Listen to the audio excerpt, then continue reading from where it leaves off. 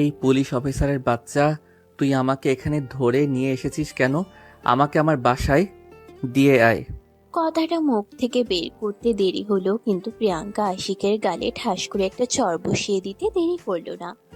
আশিকের গালে ঠাস করে একটা চড় বসিয়ে দিয়েই প্রিয়াঙ্কা আশিককে বলতে লাগলো, ওই হারামজাদা ছোট লোকের বাচ্চা, তুই নিজেকে কি মনে করেছিস এই শহরের খুব কিছু?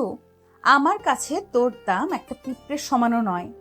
এদিকে প্রিয়াঙ্কার থাপ্পড়ের গতি এতটাই বেশি ছিল যে আশিক প্রিয়াঙ্কার থেকে ছিটকে ফ্লোরে পড়ে যায়। কোনো রকমে নিজেকে সামলে নিয়ে উঠে দাঁড়ায়, আর তারপরেই প্রিয়াঙ্কার সামনে দাঁড়িয়ে প্রিয়াঙ্কার থুতনিটা ধরে বলতে থাকে, হাই হ্যালো অ্যান্ড আসসালামু আলাইকুম টু অল।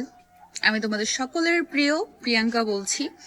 আমি জানি তোমরা আমাকে অনেক মিস করো এবং অনেকেই আমাকে মেসেজ করে বলো, আপু প্লিজ নিয়মিত কেন গল্প দিচ্ছেন না। তো তোমাদের সবার জন্য আমি একটা সুখবর নিয়ে এসেছি। তোমরা তো জানো আমার একটা হচ্ছে অফিসিয়াল চ্যানেল আছে, ভয়েস অফ প্রিয়াঙ্কা, এবং এইটার সাথে এখন আমি নতুন আরেকটা অফিসিয়াল চ্যানেল খুলছি, সেটার নাম হচ্ছে স্টোরি এক্সপ্রেস। তো আশা করি এখন থেকে দুই চ্যানেলেই তোমরা গল্প পাবে। মানে একদিন যদি ভয়েস অফ প্রিয়াঙ্কাতে আপলোড হয় তাহলে আরেকদিন স্টোরি এক্সপ্রেসে আপলোড হবে। মানে তোমরা আমার গল্প প্রত্যেক দিনই শুনতে পাবে আমার নিজের অফিসিয়াল চ্যানেল দুইটা থেকে। সো জিনিসটা কিন্তু খুবই সারপ্রাইজিং। তো আশা করতেছি তোমরা তাড়াতাড়ি করে সাবস্ক্রাইব করে দিবে। স্টোরি এক্সপ্রেস চ্যানেলটা ইউটিউবে সার্চে দাও, পেয়ে যাবে। আর না হলে হচ্ছে এই ভিডিওর ঠিক লিংকে তোমরা পাবে, বা হচ্ছে কমেন্টে আমি পিন কমেন্ট করে দিব, তাহলে সেখান থেকেও তোমরা সাবস্ক্রাইব করতে পারো। সো দেরি না করে এক্ষুনি এক্ষুনি অ্যান্ড এক্ষুনি সাবস্ক্রাইব করে ফেলো স্টোরি এক্সপ্রেস। সবাই ভালো থাকবা, সুস্থ থাকবা। আল্লাহ হাফেজ, আই লাভ ইউ, বাই। এই অফিসার, তুই জানিস না আমার পরিচয়, তাই আমার সঙ্গে এরকমটা করতে পেরেছিস। আমি তোর সঙ্গে এমন কিছু করব যেটা তুই কল্পনাও করতে পারবি না। শুধু আমাকে এখান থেকে বের হতে দে। ও আচ্ছা, তাই নাকি? তুই আমাকে থ্রেট দিচ্ছিস? অন ডিউটিরত একজন পুলিশ অফিসারকে থ্রেট দিচ্ছিস? তুই জানিস আমি এক মুহূর্তের মধ্যে তোর কি অবস্থা করতে পারি? আমার ব্যাপারে তোর কোনো আইডিয়া নেই। তোর ব্যাপারে আইডিয়া নেওয়া আমার কাজ নয়। তোর মতো পুলিশ অফিসার আমি পকেটে বলে রাখি, আর তুই একটা সামান্য পুলিশ অফিসার হয়ে আমার গায়ে হাত তুলেছিস। তুই খুব বড় ভুল করেছিস, যেটা তুই সময়ের সাথে সাথে বুঝতে পারবি। ও আচ্ছা, তাই বুঝি? ভুল যখন করেছিস তখন ভুলের মাসুল তো দিতেই হবে। তা তোর জন্য কি করতে হবে বল শুনি। তোর কিছুই করতে হবে না, যা করার আমিই করব। তুই শুধু 10 মিনিট অপেক্ষা কর, আর তারপর দেখ তোর থানায় আমাকে ছাড়ানোর জন্য কে আসে। ও আচ্ছা, কোন দেশের মন্ত্রী মিনিস্টার আসবে তোকে সরানোর জন্য? আমি সেটার জন্যই অপেক্ষা করছি। তোর কোনো তোর কোন বাবা আসে, আমি তার সঙ্গে দেখা করার জন্য অপেক্ষা করছি। এই অফিসার, তোকে আমি এখনো বলছি, তুই কিন্তু খুব খারাপ করছিস। আমাকে এক্ষুনি ছেড়ে দে বলছি। প্রিয়াঙ্কা তখন আশিকের কথার কোনো উত্তর না দিয়ে কনস্টেবলকে ডেকে বলতে লাগলো, কনস্টেবল, ওরে হ্যান্ডক্রাফট পরিয়ে আমার টেবিলে নিয়ে আসুন। এই বলে প্রিয়াঙ্কা সেখান থেকে চলে গেল। আরে ভিউয়ার্স, গল্পের এত দূর পর্যন্ত চলে এসেছে, এখনো পর্যন্ত তো আপনাদের আমাদের গল্পের নায়ক নায়িকার পরিচয়টাই দেওয়া হলো না। তো ভিউয়ার্স, চলুন আপনাদেরকে আমাদের গল্পের নায়ক নায়িকার পরিচয়টা দিয়ে আসি, আর তারপর না হয় সম্পূর্ণ গল্প শুনি। আমাদের গল্পের নায়িকা প্রিয়াঙ্কা একজন পুলিশ অফিসার। সে পড়াশোনা শেষ করে এই বছরই পুলিশের চাকরিতে জয়েন করেছে, পুলিশের অফিসার ইনচার্জ। আর এদিকে আমাদের গল্পের নায়ক আশিক, সে বাবার বকে যাওয়া একমাত্র ছেলে। তার বাবার কোটি কোটি টাকার সম্পদ, যার কোনো হিসাব নেই, কিন্তু একমাত্র ছেলেকে তিনি মানুষ করতে পারেননি। সারাদিন মদের আড্ডা, জোয়ার আড্ডা আর রাস্তাঘাটে সব অপকর্ম করে বেড়ানোর নামে আশিক। এদিকে প্রিয়াঙ্কা এই তো এক সপ্তাহ হলো নতুন জায়গায় পোস্টিং হয়েছে। ফ্যামিলি ছেড়ে সে একাই আছে। এই শহরে তার জানাশোনা বলতে সেরকম কেউই নেই। প্রিয়াঙ্কার দুই বোন। তার ছোট বোন এই বছর ইন্টার প্রথম বর্ষে পড়াশোনা করছে, আর তার বাবা 2 বছর আগে ব্রেন স্ট্রোক করে মারা গেছে। এখন বর্তমানে প্রিয়াঙ্কাই হলো তার ফ্যামিলির গার্ডিয়ান, কারণ তার আম্মু তার বড় মারা যাওয়ার পর থেকে ভীষণভাবে অসুস্থ হয়ে পড়েন। তিনি এখন শয্যাশায়ী। তো ভিউয়ার্স, অনেক কিছু তো বললাম, এবার চলেন মূল গল্পে ফিরে আসি, আর বাকি কথা না হয় গল্পের মধ্যেই জেনে নেবেন। এদিকে প্রিয়াঙ্কা আশিককে নিজের কেবিনে নিয়ে আসতে বলে। কেবিনে চলে আসে, আর তখনই সে অন্য একজন কনস্টেবলকে তার জন্য 1 কাপ গরম কফি বানিয়ে নিয়ে আসতে বলে। কফি নিয়ে আসার পর প্রিয়াঙ্কা কফি খেতে থাকে। আর এদিকে আশিককে তার সামনে একটা চেয়ারে বসিয়ে রাখা হয়েছে। আশিকের চোখ দিয়ে যেন আগুনের গোলা ঠিকরে পড়ছে। প্রিয়াঙ্কা আশিকের দিকে তাকিয়ে বলছে, জানি না তোরে কেমন বাবা মায় জন্ম দিছে। চেহারা দেখে তো মনে হয় ভালোই বড়লোক বাবার সন্তান, কিন্তু তোর আচার ব্যবহার আর ক্যারেক্টার এমন কেন? ওই মেয়ে, তোরে আমার ব্যাপারে এত এত ইন্টারেস্ট কেন? আমি কি তোর জামাই লাগি নাকি তুই আমাকে বিয়ে করবি? ওই হারামজাদা, তোর কোনো যোগ্যতা আছে আমাকে বিয়ে করার? আর তোর কি মনে হয় আমি তোর মতো একটা ক্রিমিনালকে বিয়ে করব, যে কিনা দিন রাত অপরাধ করে বেড়ায় আর যার কোনো জন্মের পর্যন্ত ঠিক নেই? তখনই আশিক চিৎকার দিয়ে বলতে থাকে, দেখ মাইয়া, তোরে এতক্ষণ ধরে সহ্য করতেছি আমি, কিন্তু আর সহ্য করব না। তুই আমার জন্ম নিয়ে কথা বলবি না। তুই জানিস না আমার বাবার পরিচয়? তুই যদি আমার বাবার পরিচয় জানতিস তাহলে আমাকে 10 বার সালাম দিয়া তারপর কথা বলতি। ও আচ্ছা, সেই জন্যই তো বলছি আমি তোর এখান থেকে কোথাও যেতে দেব না। ও আচ্ছা, সেই জন্যই তো বলছি আমি তোরে এখান থেকে কোথাও যেতে দেব না। আমি দেখি তোর কোন বাবাই তোরে এখান থেকে ছাড়াইতে আসে। এখন মুখটা বন্ধ কইরা এখানে বইসা থাক, তা না হলে তোর মুখে আমি ট্যাপ লাগাই দিমু। এই বলে প্রিয়াঙ্কা নিজের কাজ করতে থাকে। আর কিছুক্ষণের মধ্যেই কনস্টেবল এসে প্রিয়াঙ্কাকে খবর দেয়। ম্যাডাম, রায়হান চৌধুরী এসেছেন, আপনার সঙ্গে দেখা করতে চান। ওকে আমার কেবিনে পাঠিয়ে দিন। এবার সেই বুঝতে পারবি আমি কোন ধানের চাল। ও আচ্ছা, ঠিক আছে, দেখি তোর বাবায় কোন দেশের মন্ত্রী মিনিস্টার যাকে আমি ভয় পেয়ে চলতে হবে। আমি তোর বাবার সম্মুখীন হওয়ার জন্য প্রস্তুত, শুধু আসতে দে আমার সামনে। তারপর তাকে এমন সাবান ছাড়া ধুয়ে দিব না, আর কোনো দিন আমার সামনে এসে কথা তো দূরের কথা, দাঁড়ানোর সাহসটাও পাবে না। এই বলে প্রিয়াঙ্কা তার কেবিনে বসে থাকে। কিছুক্ষণের মধ্যেই কেউ একজন দরজায় নক করে বলতে থাকে, madam, may I come in? Yes. ও আচ্ছা, তাহলে আপনি সেই যেমন কুলাঙ্গার ছেলের জন্ম দিয়েছেন। বলতে বলতে প্রিয়াঙ্কা আশিকের বাবার দিকে তাকায়। আর আশিকের বাবা প্রিয়াঙ্কার দিকে চেহারাটা বেশ চেনা চেনা লাগছে, কিন্তু তারপরও তিনি চিনতে পারছেন না। তাই তিনি প্রিয়াঙ্কাকে জিজ্ঞাসা করলেন, ইফ ইউ ডোন্ট মাইন্ড, আপনার বাড়ি কোথায় জানতে পারি? এখানে ডিউটি করতে এসেছি, কারো কাছে নিজের পরিচয় দিতে নয়। হ্যাঁ, আমি সেটা বুঝতে পারছি, কিন্তু আপনি হয়তো ভুলে যাচ্ছেন আমি আপনার বাবার বয়সী ভাই। আমার সঙ্গে এরকম আচরণ করা থেকে বিরত থাকলে খুশি হব। আপনি আমার বাবার বয়সী এবং অন্য একজনের বাবা, তাই আপনাকে আমি যথেষ্ট রেসপেক্ট করি, কিন্তু এরকম কুলাঙ্গার ছেলের জন্ম দিয়েছেন যার জন্য আপনাকে সম্মান দিয়ে কথা বলতেও আমার একটু রুচিতে বাধে। শোনো, এস এ ফাদার হিসাবে তোমাকে একটা অ্যাডভাইস দিই, পাপকে ঘৃণা করো, পাপীকে নয়। আমি জানি আমার ছেলেকে আমি সুশিক্ষায় শিক্ষিত করতে পারিনি। ছেলেটাকে একটু বেশি আদর স্নেহ ভালোবাসা দিতে গিয়ে একটু বেশি মাথায় উঠিয়ে ফেলেছি, যার ফল আমাকে এখন ভোগ করতে হচ্ছে। যদি আমার ছেলেটাকে এতটা আদর স্নেহ ভালোবাসা না দিতাম তাহলে হয়তো আজ আমার এই দিন দেখতে হতো না। By the way, that your matter. আমার বাড়ি ময়মনসিংহের নেত্রকোনায়। কিছু মনে করো না, তোমাকে আমার চেনা চেনা লাগছে। তোমার বাবার নাম কি আয়মান? হ্যাঁ, কিন্তু আপনি আমার বাবাকে কিভাবে চিনেন? বাই দ্য ওয়ে, আপনি আমার বাবার পরিচিত বলে এরকমটা মনে করবেন না আমি আপনার ছেলেকে কোনো পানিশমেন্ট না দিয়ে এখান থেকে ছেড়ে দেব।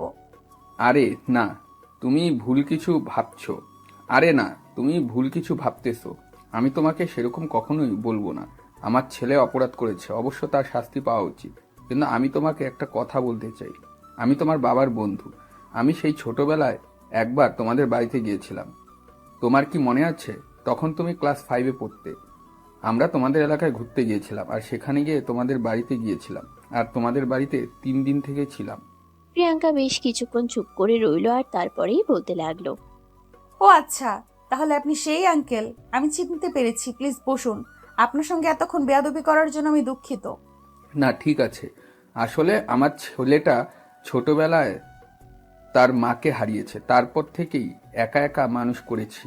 ব্যবসার সংসার সামলাতে গিয়ে হিমশিম খেয়ে উঠেছি। ছেলেকে আমি প্রপার টাইম দিতে পারিনি, আর যার ফল আমাকে এখন ভোগ করতে হচ্ছে। I am so sorry uncle, আমি বুঝতে পারিনি। আপনার সঙ্গে এতক্ষণ যে কথাগুলো বললাম তার জন্য আমি সত্যিই আন্তরিকভাবে দুঃখিত। আপনি প্লিজ আমাকে ক্ষমা করে দেবেন। আমি আপনাকে এই কথাগুলো এইভাবে বলতে চাইনি। আসলে আপনার ছেলেকে আজ যেখান থেকে অ্যারেস্ট করেছি আমি এই কথাগুলো না বলে পারছিলাম না। হ্যাঁ মা, আমি জানি আমার ছেলে অমানুষ বানিয়ে ফেলেছি, কিন্তু কি করব বলো? অ্যাজ এ ফাদার আমি তো আর তাকে মেরে ফেলতে পারি না। সে আমার সন্তান, তো তার ভালো মন্দ একবার করার দায়িত্ব আমার ছিল। কিন্তু এই মুহূর্তে আমি চারিদিক সামলে উঠতে পারছি না, আর ছেলের কথাও চিন্তা করতে গিয়ে দ্বিতীয় বিয়ে করিনি। আমি বুঝতে পেরেছি আঙ্কেল, আপনাকে হার্ট করার জন্য আমি দুঃখিত। প্লিজ আপনি আমাকে ক্ষমা করে দিবেন। এদিকে আশিক এতক্ষণ ধরে সবকিছুই চুপচাপ শুনছে। তখনই আশিকের বাবা আশিককে বলতে লাগলো, বাবা, তুই কি আর কোনোদিনও মানুষ হবি না? তোর জন্য আমি আর কত করব। আমি এইসব আর কিছু সহ্য করতে পারছি না। ব্যবসা ফেলে রেখে তোর পিছনে আমাকে ছুটে চলতে হয়। তুই তো এখন বড় হয়েছিস, এবার অন্তত নিজের ভালোটা নিজে বুঝতে শেখ। বাবা, আমি সেরকম কোনো কিছুই করিনি। তুমি এই মেয়ের কাছে কেন নত হয়ে কথা বলছো? ওর কত বড় সাহস তুমি জানো? ও আমার গায়ে হাত তুলেছে। আমি আর শেষ না দেখে ছাড়বো না। সে অন্যায় কিছু করেনি, সে অন্যায় কিছু করিনি। তুমি যেটা করেছো তার প্রাপ্য ফল তোমাকে দিয়েছি। তুমি যেটা যোগ্য সেটাই তুমি পেয়েছো। এখন ওকে দোষ দিয়ে তো কোনো লাভ নেই। বাবা, তুমি এই অফিসারের সামনে আমাকে অপমান করছো। এটা কিন্তু একদম ঠিক করছো না। তুমি জানো ও আমার গায়ে হাত তুলেছে, আর তারপরেও তুমি ওকে সাপোর্ট করে কথা বলছো। তুমি চুপ করো। তুমি যে কর্মকাণ্ডগুলো করে বেড়াও, তারপরেও তো মানুষ সামনে কথা বলতে তারপরেও তো মানুষের সামনে কথা বলতে আমার লজ্জা করে। আর সেখানে তুমি কিনা বলছো আমি কেন তার সঙ্গে নত হয়ে কথা বলছি? ওর শরীরে তো এখনো মানুষের রক্ত আছে, বিদায় তোমার সঙ্গে এখনো খারাপ কিছু করেনি। অন্য কেউ হলে তোমার সঙ্গে কি করতো আমি তো সেটাই ভেবে পাই না। ঠিক আছে আঙ্কেল, আপনি ওকে নিয়ে যান, আর একটু দেখে শুনে রাখবেন। আজও যা করেছে এটা যদি নেক্সট টাইম আবারও করে, তাহলে কিন্তু আমি আর ছেড়ে দেব না। আজ শুধু আপনি আমার বাবার সেই বন্ধু, যার জন্য আপনার ছেলেকে আমি ছেড়ে দিচ্ছি। কিন্তু এটাকে যদি আপনার ছেলে দুর্বলতা মনে করে, তাহলে কিন্তু তার কপালে খারাপ কিছু হয়ে যাবে। তখন কিন্তু আর আমার কিছুই করার থাকবে না। আচ্ছা ঠিক আছে মা, আমি চেষ্টা করব, কিন্তু কতটুকু পারবো সেটা বলতে পারছি না। বাই দা ওয়ে, তোমার বাবার ফোন নাম্বারটা দেওয়া যাবে আমাকে? আসলে তোমার বাবার ফোন নাম্বারটা আমার কাছে ছিল, কিন্তু ফোনটা চুরি হয়ে গেছে। নতুন ফোন নতুন ফোন নেওয়ার পর অনেক চেষ্টা করেছি তোমার বাবার সঙ্গে যোগাযোগ করার, কিন্তু আর পারিনি। ও আচ্ছা ঠিক আছে, 01739। ধন্যবাদ তোমাকে, আমি তাহলে আসি। এই কথা বলে আশিকের বাবা আশিককে নিয়ে থানা থেকে বের হয়ে যায়। আর এদিকে থানা থেকে বের হওয়ার পরে আশিক তার বাবাকে বলতে থাকে, বাবা, তুমি এই মেয়েটার সামনে কেন নষ্ট হয়ে কথা বললে? তুমি জানো এই মেয়েটা আমার সঙ্গে কতটা খারাপ আচরণ করেছে। এই দেখো, আমার গালে 5 আঙ্গুলের ছাপ বসিয়ে দিয়েছে। প্লিজ আশিক, অনেক হয়েছে। তুমি এখন বড় হয়েছো, বোঝার চেষ্টা করো। আমাকে আর কত পরেশানি দিবা? আমি এসব কিছু আর নিতে পারছি না। তোমার তো এখন বয়স হয়েছে, ব্যবসা সামলাতে পারতে।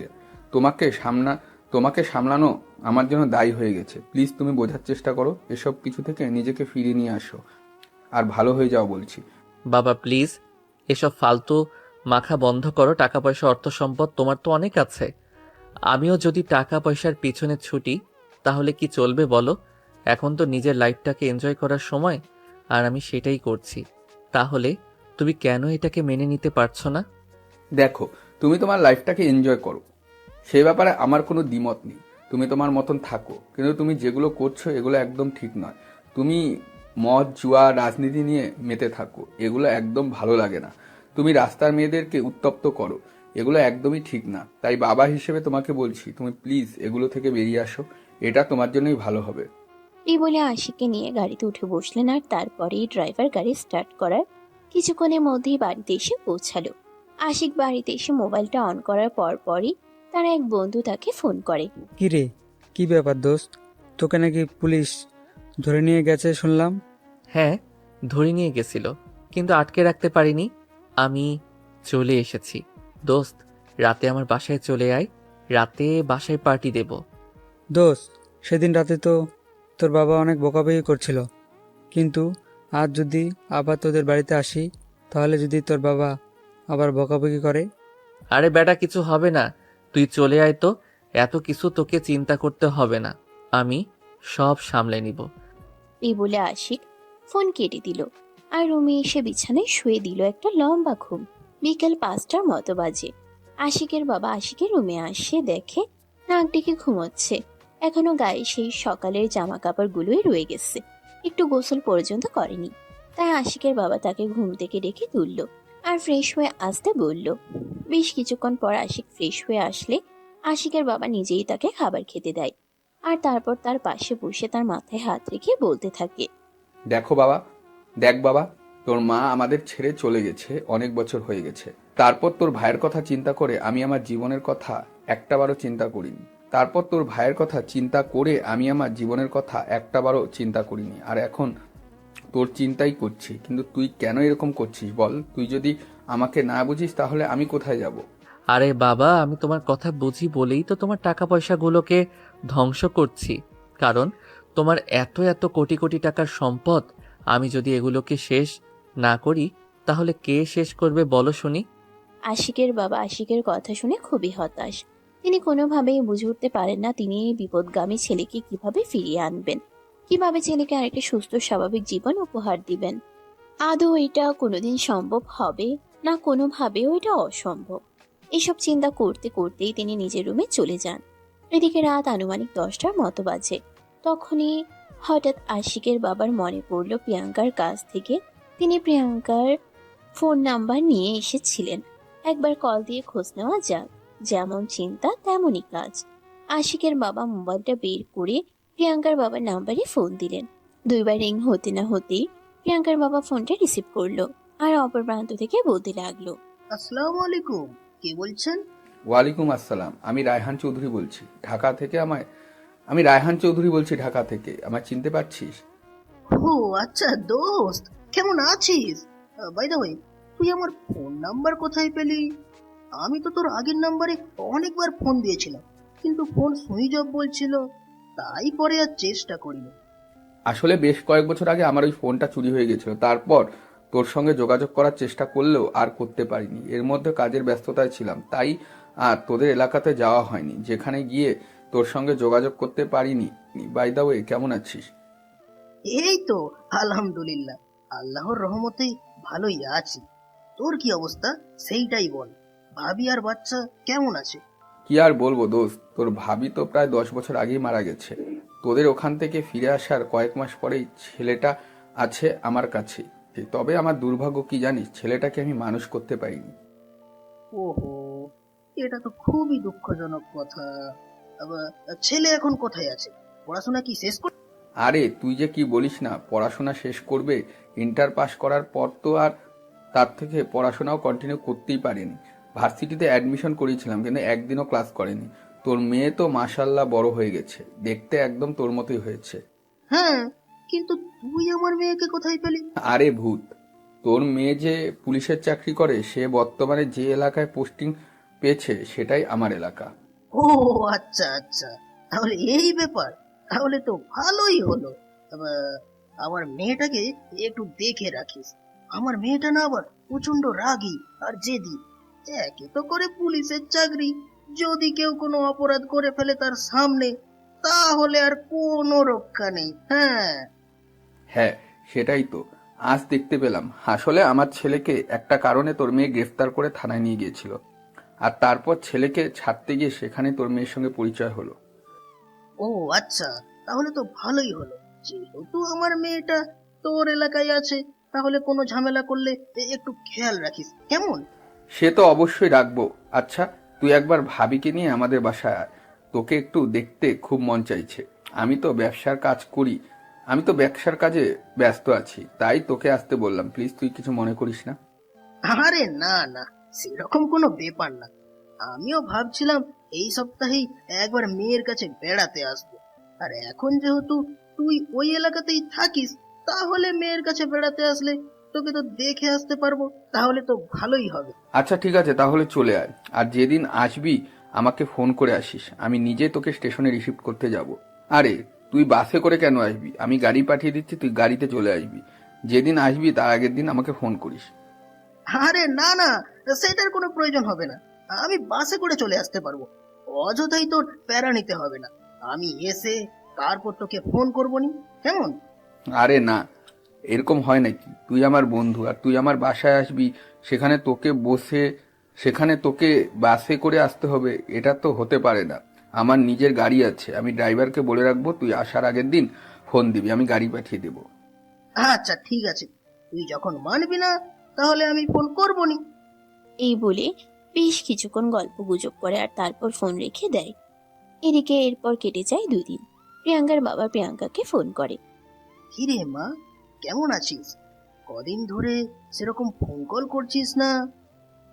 আসলে বাবা, তুমি তো জানোই আমার নতুন জায়গায় পোস্টিং হয়েছে, এখানে একটু কাজের চাপ বেশি, তাই সময় বের করে তোমাকে ফোন করা হয়ে ওঠে না। যাই হোক, কেমন আছো? এই তো আলহামদুলিল্লাহ, আল্লাহর রহমতে ভালোই আছি। আমি কাল তোর ওখানে আসছি। হ্যাঁ, আচ্ছা ঠিক আছে, তুমি স্টেশনে এসে পৌঁছানোর আধা ঘন্টা আগে আমাকে ফোন দিয়ে জানিয়ে দিও, আমি তোমাকে রিসিভ করতে যাব। সেটার কোনো প্রয়োজন হবে না রে মা। রায়হান আঙ্কেল বলেছে আমার জন্য গাড়ি পাঠাবে। কেন? উনি কেন গাড়ি পাঠাবেন? তুমি বাসে করে আসবে আর আমি তোমাকে রিসিভ করতে যাব। তোমার কাছে কে বেশি ইম্পর্ট্যান্ট, আমি নাকি উনি? আরে না, এভাবে বলে না। ও আমার ছোটবেলার বন্ধু। ওর সঙ্গে সেই ছোট্টবেলা থেকে আমার সম্পর্ক। এতদিন যোগাযোগ বন্ধ ছিল, তাই তার সঙ্গে সেভাবে কথা বলা হয়ে ওঠেনি। এখন আবার যোগাযোগ হয়েছে, তাই সে অনেক রিকোয়েস্ট করে বলেছে সে ড্রাইভার পাঠাবে গাড়ি দিয়ে, তা আমি যেন তার গাড়িতে করেই ঢাকায় পৌঁছাই। প্লিজ মা, তুমি মন খারাপ করিস না। আমি তোর বাবা, সারা জীবন তোর বাবা হয়েই থাকবো মা।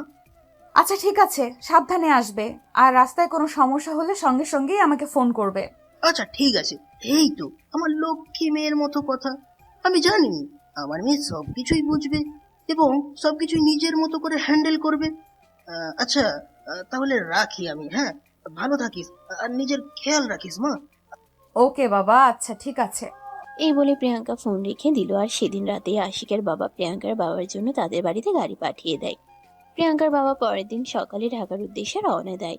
ঢাকায় এসে পৌঁছাতে বিকেল 3টার মতো বেজে যায়। প্রিয়াঙ্কার বাবা গাড়িতে করে সোজা আশিকদের বাড়িতে চলে গেল। ওদিকে প্রিয়াঙ্কার ডিউটি শেষ হলো বিকেল 4টায়। তখনই প্রিয়াঙ্কা তার বাবাকে ফোন দিল। আসসালামু আলাইকুম বাবা, তুমি কোথায় আছো? এখনো এসে পৌঁছাওনি?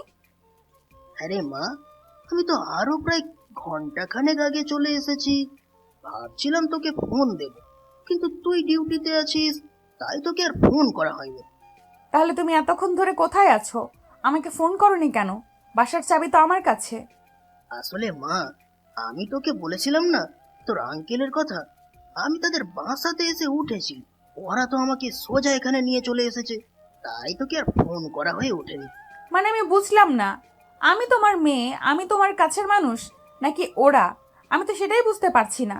তুমি আমার বাসায় আসবে, আগে আমার সঙ্গে দেখা করবে, সেটা না করে তুমি অন্য আরেকজনের বাসায় চলে গিয়েছো কেন? তখনই আশিকের বাবা প্রিয়াঙ্কার বাবার কাছ থেকে ফোনটা নিলেন। আর তারপর তিনি নিজেই প্রিয়াঙ্কাকে বলতে লাগলেন। দেখো মা, তোমার বাবা এখানে আসতে চাইছে, আমি তাকে জোর করে এখানে নিয়ে এসেছি। সে বলেছিল তোমার বাসায় চলে যাবে, কিন্তু আমি ড্রাইভারকে বলেছি এখানে চলে আসতে। সোনা, তোমাকে একটা কথা বলি, আজ রাতে আমাদের বাড়িতে ডিনারের আয়োজন করা হয়েছে, তুমি ওখানে চলে এসো, সবাই মিলে একসঙ্গে খাওয়া দাওয়া করবো এবং আনন্দ করব। কিন্তু আঙ্কেল। আর কোনো কিন্তু নয় মা, আমি অ্যাড্রেস পাঠিয়ে দিচ্ছি তোমাকে মেসেজে, তুমি এক্ষুনি চলে আসো। বলে আশিকের বাবা ফোনটা কেটে দিলেন। আর কিছুক্ষণের মধ্যেই নিজের বাসার অ্যাড্রেস প্রিয়াঙ্কাকে মেসেজ করে পাঠিয়ে দিলেন। এদিকে প্রিয়াঙ্কাও আর কোনো উপায়ান্তর না দেখতে পেয়ে আশিকদের বাসায় চলে আসলো। প্রিয়াঙ্কা দরজার সামনে দাঁড়িয়ে কলিং বেল চাপ দেয়। তখনই আশিকদের বাসার কাজের মেয়েটা এসে দরজাটা খুলে দিল। প্রিয়াঙ্কা বাড়ির ভিতরে প্রবেশ করে অবাক। এটা তো দেখতে একদম একটা রাজপ্রাসাদের মতো বাড়ি।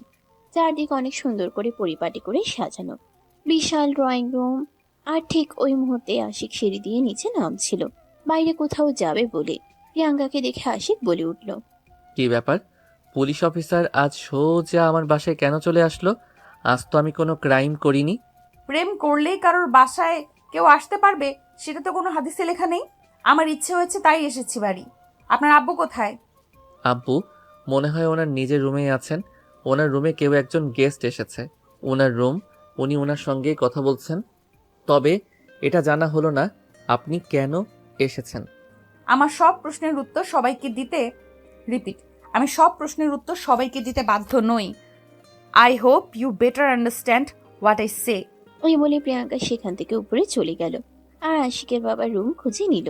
এদিকে আশিক বাসা থেকে বের হয়ে তার বন্ধুদের সঙ্গে আড্ডা দিতে চলে আসে ক্লাবে। কিন্তু আশিকের মন পড়ে আছে বাসায়। ওই পুলিশ অফিসার আজ কেন আবার তার বাসায় এসেছে? নিশ্চিত কোনো ঝামেলা পাকাবে, এটা দিয়েই আশিক চিন্তা করছিল। তখনই তার বন্ধু তাকে বলতে লাগলো। কি ব্যাপার দোস্ত, কি হয়েছে? তোকে এমন চিন্তিত দেখাচ্ছে কেন? তুই কি কোনো বিষয় নিয়ে চিন্তায় আছিস? বল। আরে না দোস্ত, সেরকম কোনো ব্যাপার নয়, তবে ব্যাপারটা একটু চিন্তারও। তুই তো জানিস আমাদের থানায় নতুন একজন অফিসার এসেছে, মেয়ে। সেদিন যে আমাকে অ্যারেস্ট করে নিয়ে গিয়েছিল থানায়, ও হ্যাঁ, মনে পড়েছে। কিন্তু এখন কি হয়েছে সেটা বল। ওই মেয়েটা আজ আবার আমাদের বাড়িতে এসেছে বাবার সঙ্গে দেখা করতে। কি যেন এসেছে, আমি সেটাই বুঝতে পারছি না। কাম অন দোষ, এতে চিন্তা করার কিছু নেই। যা ইচ্ছা তাই হয়ে যাক না কেন, তোর এত চিন্তা করার কি আছে? ওই মেয়ে যদি তোকে অ্যারেস্ট করে আবারও থানায় নিয়ে যায়, তখন তো আবার তোর বাবাই তোকে ছাড়িয়ে নিয়ে আসবে। তাহলে এত চিন্তা করছিস কেন বল শুনি। ব্যাপারটা সেরকম নয়। বাসায় ঢোকার পরেই আমার সঙ্গে তার দেখা হয়েছিল। আমি তাকে জিজ্ঞাসা করেছিলাম, কিন্তু সে আমার কথার কোনো উত্তর দেয়নি। তাই একটু বেশি টেনশন হচ্ছে। আরে ভাই, এসব বালে চিন্তা বাদ দে তো, যা হয় হবে। এত চিন্তা করার কিছু নেই। দোস্ত চল, এখন আমরা এখান থেকে বের হয়ে যাই। আমাদের ক্লাবের পাশেই যে আরেকটা নাইট ক্লাব আছে না, ওখানে আজ রাতে ডিস্কো পার্টি হবে। নতুন নতুন কিছু ডান্সার এসেছে, ওখানে ওদের সঙ্গে মজা করবো রাতে। ওকে ঠিক আছে, চল তাহলে সেখানেই যাই। আমার এসব চিন্তা করতে একদমই ভালো লাগছে না। নিজেকে একটু রিফ্রেশমেন্ট উপহার দিতে চাই। এই বলে আশিক তার বন্ধু সেখান থেকে চলে গেল। ক্লাবে বেশ কিছুক্ষণ সময় কাটানো ইতিমধ্যে ক্লাবের পার্টি শুরু হয়ে গেছে। আশিক আর তার বন্ধুরা ইচ্ছামতো ড্রিঙ্কস করছে, কিন্তু আশিকের মাথা থেকে ওই চিন্তাটা কোনোভাবেই যাচ্ছে না। প্রিয়াঙ্কা কেন তাদের বাড়িতে এসেছে, তাই সে তার বন্ধুদের কোনো কিছু না বলে নাইট ক্লাব থেকে বের হয়ে সোজা বাসায় চলে আসলো। কিন্তু সে এতটাই বেশি ড্রিঙ্ক করে ফেলেছিল যে একদম তাল মাতাল অবস্থা। ড্রাইভার তাকে কোনো রকমে বাসা পর্যন্ত নিয়ে আসে। প্রিয়াঙ্কা, প্রিয়াঙ্কার বাবা আর আশিকের বাবা তিনজনে ড্রয়িং রুমে বসে গল্প করছিল। রাত তখন 12টা। তখনই হঠাৎ করে কলিং বেলের আওয়াজ শুনে আশিকের বাবা উঠে যেতে চাইছিল সেখান থেকে, কারণ তিনি জানেন এই মুহূর্তে তার ছেলে ছাড়া অন্য কেউ আসতে পারে না। আর ঠিক তখনই প্রিয়াঙ্কাকে থামিয়ে দিয়ে বলল, আরে আঙ্কেল, আপনি কোথায় যাচ্ছেন? আপনাকে কোথাও যেতে হবে না, আমি যাচ্ছি। আমি দেখছি কে এসেছে, আপনারা দুজন গল্প করুন। এই বলে প্রিয়াঙ্কা সেখান থেকে উঠে গিয়ে দরজাটা খুলে দিল। আর তখনই দেখতে পেল আশিক একদম মাতাল অবস্থায় রয়েছে। ড্রাইভার তাকে ধরে রেখেছে। কোন রকম প্রিয়াঙ্কা তখনই রেগে গিয়ে বলতে লাগলো, আর এটা মানুষ নাকি অন্য কিছু, আমি তো সেটাই বুঝতে পারছি না। মানুষ এতটা মাতাল হতে পারে যে নিজের ব্যালেন্স হারিয়ে ফেলে? তখনই পিছন থেকে আশিকের বাবা বলতে থাকে, এর জন্যই আমি তোমাকে বলেছিলাম এখানে আসার কোনো প্রয়োজন নেই। তুমি যাও তোমার বাবার সঙ্গে গিয়ে বোঝো। আমি আশিককে তার রুমে পৌঁছে দিব, তারপর আসছি। কোনো সমস্যা নেই আঙ্কেল, আপনি চান আপনি বাবার সাথে বসে গল্প করুন, আমি আপনার ছেলেকে তার রুমে পৌঁছে দিচ্ছি। এই বলে প্রিয়াঙ্কা আশিকের হাত ধরে তাকে সিঁড়ি দিয়ে উপরে নিয়ে যেতে লাগলো। আর সবটাই আশিকের বাবা আর প্রিয়াঙ্কার বাবা ড্রয়িং রুমে বসে বসে দেখছিলেন। আশিক বারবার মাতাল হয়ে প্রিয়াঙ্কার গায়ের উপরে ঢলে পড়ছিল, কিন্তু তারপরেও প্রিয়াঙ্কা যথেষ্ট শক্তি সামর্থ্যবান একটা মেয়ে। যেহেতু পুলিশের চাকরি করে, তাই তাকে সামাল দিয়ে তার রুম পর্যন্ত নিয়ে আসলো। বিছানার উপর শুয়ে দিয়ে প্রিয়াঙ্কা যেই না সোজা উঠে দাঁড়াতে চাইছিল, তখন আশিক প্রিয়াঙ্কার হাত ধরে একটা টান দিয়ে প্রিয়াঙ্কাকে নিজের বুকের সঙ্গে মিশিয়ে নিল। আর ওই মুহূর্তেই প্রিয়াঙ্কার ঠোঁট দুটো একদম আশিকের দুই ঠোঁটের ভিতর ঢুকে গেল। প্রিয়াঙ্কা কোনো কিছু বুঝে ওঠার আগে আশিক তার দুই ঠোঁটে ইচ্ছে মতো চুমু খেতে লাগলো। প্রায় 2 মিনিট চুমু খাওয়ার পর প্রিয়াঙ্কা নিজের শরীরের সমস্ত শক্তি দিয়ে আশিকের থেকে নিজেকে ছাড়িয়ে নেয়। আর তারপরে রুম থেকে বের হয়ে চলে যেতে চাইছিল। আর ঠিক তখনই পিছন থেকে শুনতে পায়, ওই জান পাখি, চলে যাচ্ছ কেন? তোমার আদর খেতে খুব ইচ্ছে করছে, আসো না, তোমায় একটু আদর করি। তুই এখন মাতাল অবস্থায় আছিস আর আমি তোর বাড়িতে আছি, তাই এখন তোকে কিছু বললাম না। কাল সকাল হোক, তারপর দেখ তোর কি অবস্থা আমি করি। আমাকে এভাবে জড়িয়ে ধরে চুমু খাওয়া, তাই না? তোর ওই ঠোঁটে যদি আমি আগুনের ছ্যাঁকানা দিয়েছি, তাহলে আমার নাম প্রিয়াঙ্কা নয়। এই বলে প্রিয়াঙ্কা দরজাটা বাইরের দিক থেকে আটকে দিয়ে রুম থেকে বের হয়ে চলে গেল। তখনও প্রিয়াঙ্কার বাবা আর আশিকের বাবা দুজনে ড্রয়িং রুমে বসে আছে।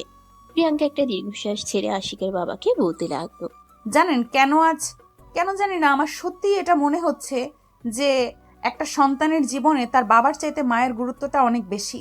কারণ মায়ের তত্ত্বাবধানে থাকা সন্তানগুলো আদর শাসন সবটাই পায়, কিন্তু বাবার তত্ত্বাবধানে থাকা সন্তানগুলো শুধু আদরটাই পেয়ে থাকে, শাসনটা সেরকম ভাবে তাদের পাওয়া হয়ে ওঠে না। আমি জানি না তুমি এই কথাগুলো কেন বলছো, কিন্তু আমি কি করব বলো শুনি? আমার কি বা করার আছে? তো ব্লাড ক্যান্সারের তোমার আন্টি মারা যাওয়ায় অনেক চেষ্টা করেছিলাম তাকে বাঁচিয়ে রাখার জন্য, কিন্তু শেষমেশ সেটা আর সম্ভব হয়ে ওঠেনি। তারপর থেকে সংসার, ব্যবসা আর সন্তান তিনটাকে এক হাতে সামলে দিয়েছি। সৎ মা ঘুরে আসলে আমার ছেলেকে অবহেলা অনাদরে বড় হতে হবে, তাই চিন্তা করে দ্বিতীয় বিয়েও করিনি। আমি জানি আঙ্কেল, আমি সবটাই বুঝতে পেরেছি। তবে আপনাকে শুধু আমার একটা কথাই বলার, আল্লাহ আমাদের জন্য যেটা লিখে রেখেছেন সেটাই হবে, আজ না হোক কাল। আল্লাহ সিদ্ধান্ত মেনে নেওয়া ছাড়া আমাদের আর কিছুই করার নেই। এই বলে প্রিয়াঙ্কা সেখান থেকে উঠে চলে গেল। আর এদিকে প্রিয়াঙ্কার বাবা আর আশিকের বাবা তখনও সেখানে বসে বসে গল্প করছে। কথার চলে হঠাৎই প্রিয়াঙ্কার বাবা আশিকের বাবাকে বলে ওঠে, দোস্ত, তুই আবার আমার কথায় কিছু মনে করিস দোস্ত, তুই আবার আমার কথায় কিছু মনে করিস না। তোকে একটা কথা বলিস, শোন। প্রত্যেকটা ছেলের নষ্ট হওয়ার পিছনে যেমন কোনো নারীর অবদান থাকে, তেমনি ওই ছেলে খারাপ পথ থেকে বেরিয়ে আসার জন্যও কিন্তু একজন নারী প্রয়োজন, বুঝলি? হ্যাঁ, আমি জানি। আর তুই কেন এই কথাটাই বলছিস আমি সেটাও জানি, কিন্তু কি করব আমি বল? আমার ছেলের মতো নষ্ট একটা ছেলের কাছে কোনো বাবা চাইবে তার মেয়েকে বিয়ে দিতে, তার মেয়ের জীবনটা নষ্ট করতে? এটা ঠিক আছে, তারপরও আমি বলবো একজন বাবা হিসাবে তুই চেষ্টা তো করে দেখতে পারিস, তাই না? দোস্ত, তুই বলছিস বলে বলছি না, আমি এই জন্যই তোকে খবর দিয়ে এখানে ডেকে পাঠিয়েছি। তোর মেয়েকে আমার মাশাল্লাহ বেশ পছন্দ হয়েছে আমার ছেলের জীবনসঙ্গী হিসেবে। যদি তোর কাছে তোর মেয়েটাকে চাই, দিবি? কথাটা শুনে মুহূর্তের মধ্যে স্তব্ধ হয়ে যান প্রিয়াঙ্কার বাবা। তিনি ভাবতেও পারেননি আশিকের বাবা তার বন্ধু হয়ে তার কাছে এমন কিছু আবদার করে বসবে। প্রিয়াঙ্কা এই যুগের পড়াশোনা জানা শিক্ষিত একটা মেয়ে, সে এরকম একটা ক্রিমিনালকে বিয়ে করবে এটা তো জাস্ট ভাবাও যায় না। যার চরিত্রের কোনো ঠিক নেই, রাত বিরাতে নেশা করে বাড়ি ফিরে আসে, মদ জুয়ার আড্ডা আর আস্তানা, মেয়েদের উত্ত্যক্ত করা যার নেশা। তাকে কোনোদিন প্রিয়াঙ্কা নিজের স্বামী হিসেবে মেনে নিবে এটা তো তিনি কল্পনাও করতে পারেন না। তাই গাথাটা ঘুরিয়ে দেওয়ার জন্য তিনি বলতে থাকেন, আরে দোস্ত, হাউ ইজ দিস পসিবল? তুই হয়তো ভুলে গেছিস তোর ছেলের চাইতে আমার মেয়ে বয়সে বড়, প্রায় 2 বছরে। না, আমি ভুলে যাইনি, এটা আমার খুব ভালোই মনে আছে। আর আমি খুব ভালোই জানি, দেখ, বয়স একটা সংখ্যা মাত্র। মূল কথা হলো ভালোবাসা। তোর মেয়েকে দেখে আমার মনে হয়েছে তোর মেয়ে আমার ছেলেটাকে ভালো পথে ফিরিয়ে আনতে পারবে, তাই তোকে এই কথা বলা। দেখলে না, একটু আগে যখন আশিকি বাড়িতে ফিরে আসলো, আমি আশিককে তার রুমে পৌঁছে দিতে চাইলেও তোর মেয়ে নিজ দায়িত্বে তাকে রুমে পৌঁছে দিল। প্রিয়াঙ্কার বাবা তখনও কিছুক্ষণ চুপ করে থাকেন, আর তারপর আবারও তিনি বলতে থাকেন, হ্যাঁ, আমি সেটা দেখতে পেয়েছি, কিন্তু আমার মনে হয় তার মনে এইটা নয় যে আমার মেয়ে তোর ছেলেকে বিয়ে করতে রাজি বা তাকে বিয়ে করতে চায়। সে একজন পুলিশ অফিসার এবং আমার মেয়ে, সে নিজের দায়িত্ব নিজে জানে, যে বড়দের সম্মান করতে জানে। ওই আর আমি এখানে বসে গল্প করছি, এখানে বয়সের সবচেয়ে ছোট সে, তাই সে এই কাজটা করেছে নিজের দায়িত্ব থেকে, আর কিছু না রে ভাই। দেখ, আমি অত কিছু জানি না, জানতেও চাই না, শুনতেও চাই না। তোর মেয়েকে দেখে আমার মনে হয়েছে সে তোকে যথেষ্ট সম্মান করে, শ্রদ্ধা করে আর ভালোবাসে। তুই যদি তোর মেয়ের কাছে কোনো কিছু চাস বা তোকে কিছু বা তাকে কিছু করতে বলিস, সে তোর মুখের উপর কখনোই না বলতে পারবে না। হ্যাঁ, সেটা তো অবশ্যই, কারণ আমি আমার মেয়েকে সুশিক্ষা দিয়ে বড় করার চেষ্টা করেছি এবং আমার মনে হয় আমি আমার মেয়েকে সেটা দিতে পেরেছি। তখনই আশিকের বাবা প্রিয়াঙ্কার বাবাকে বলতে থাকেন, হ্যাঁ, আমি সেই জন্যই বলছি। প্লিজ দোস্ত, আমি তোর বন্ধু হয়ে তোকে অনুরোধ করে বলছি, তুই তোর মেয়ের সঙ্গে এ ব্যাপারে একবার কথা বল। আমি আশা করি তোর মেয়ে কখনোই না বলবে না। প্লিজ তুই একবার কথা তো বলে দেখ। আচ্ছা ঠিক আছে, আমি কথা বলবো, কিন্তু আমার মেয়ে যদি রাজি না হয় তাহলে কিন্তু তুই আমাকে কোনো দোষ দিতে পারবি না, এটা আমি আগেই বলে রাখলাম। হ্যাঁ, আশিকের বাবাও তখন প্রিয়াঙ্কার বাবার কথায় রাজি হয়ে গেল। আর তারপরেও দুজন আরো বেশ কিছুক্ষণ গল্পগুজব করে রাত 1টার দিকে নিজেদের রুমে গিয়ে ঘুমিয়ে পড়ল। সকালবেলা ঘুম থেকে উঠেই প্রিয়াঙ্কা ফ্রেশ হয়ে রেডি হয়ে ডিউটিতে চলে গেল। আর তারপরেই তার বাবাকে ফোন করে বলল আর তার বাসায় চলে যাওয়ার জন্য। এই বলে প্রিয়াঙ্কা ফোন রেখে দেয়। আর এদিকে আশিকের বাবা ঘুম থেকে উঠে প্রিয়াঙ্কার বাবাকে নিয়ে নাস্তা শেষ করলেন। আর তারপর দুজনে মিলে একটু বাইরে বের হলেন ঘুরতে যাওয়ার জন্য। আজ আশিকের বাবা অফিসে যায়নি, বন্ধু এসেছে বন্ধুকে সময় দিবেন বলে। সারাদিন দুজনে মিলে ঘোরাঘুরি করলো। আর বিকেল বেলা যখন বাসায় ফেরার সময় হলো তখনই প্রিয়াঙ্কার বাবা আশিকের বাবাকে বলে প্রিয়াঙ্কার বাসায় যাওয়ার জন্য। এটা শুনে আশিকের বাবার মন খারাপ হয়ে গেল। তিনি প্রিয়াঙ্কার বাবাকে বলতে লাগলেন, আরে দোষ, এই তো কালকে তুই ঢাকায় এলি, একটা রাত আমার বাসায় থাকলে আর 2-3 দিন থাক না, তারপর না হয় মেয়ের বাসায় যাবি। আরে না দোস্ত, এরকমটা বললে হবে না। আমার মেয়ে প্রচন্ড পরিমাণ রেগে যাবে, আর আমার মেয়ে যদি একবার রেগে যায় না তাহলে তাকে সামলানোটা একদম দায়ী হয়ে যাবে। তাই প্লিজ তুই আমাকে আর আটকাস না। আজ মেয়ের বাসায় চলে যাই, তারপর না হয় ওই 2-3 দিন পর আবারও তোর বাসায় আসা যাবে। এখন হ্যাঁ, আবারও আসা যাবে। এই বলে প্রিয়াঙ্কার বাবা আশিকের বাবার কাছ থেকে বিদায় নিয়ে প্রিয়াঙ্কার বাসায় চলে আসে। আর এদিকে প্রিয়াঙ্কা বসে বসে তার বাবার জন্যই অপেক্ষা করছিল। অফিস থেকে আজ 2টা-2:30টার দিকে চলে এসেছে। তারপর বাসায় এসে আজ তার বাবার পছন্দের মতো অনেক খাবার রান্না করেছে।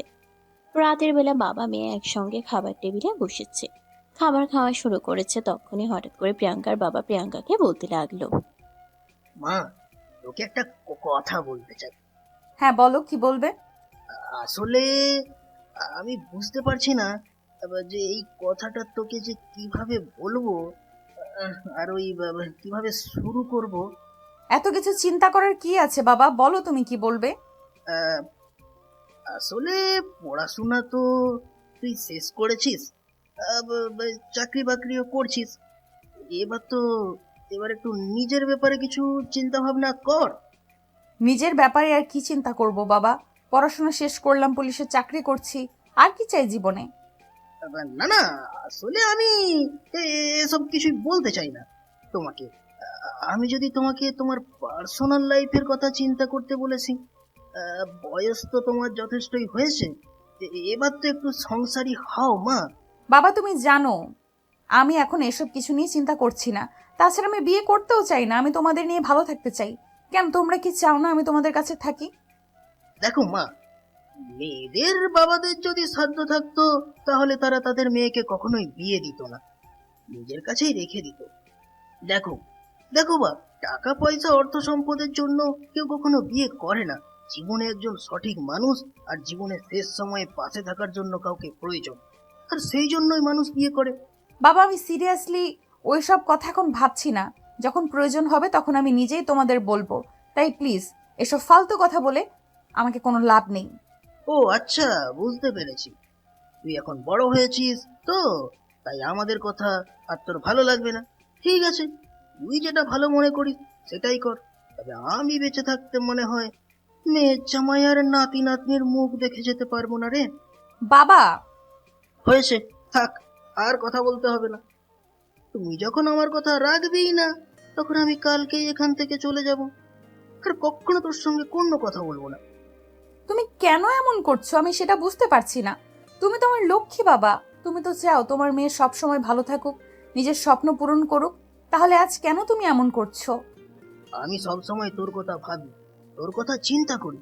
দেখ, তোর ছোট বোনেরও বিয়ের বয়স হয়ে গেছে, তাকেও তো বিয়ে দিতে হবে। এখন তোকে রেখে তো আর তাকে বিয়ে দিতে পারবো না। তাছাড়া তুই তো জানিস সে একটা ছেলেকে পছন্দ করে, আর ওই ছেলেও বিয়ে করতে চাইছে। হ্যাঁ, এটা তো খুবই ভালো খবর।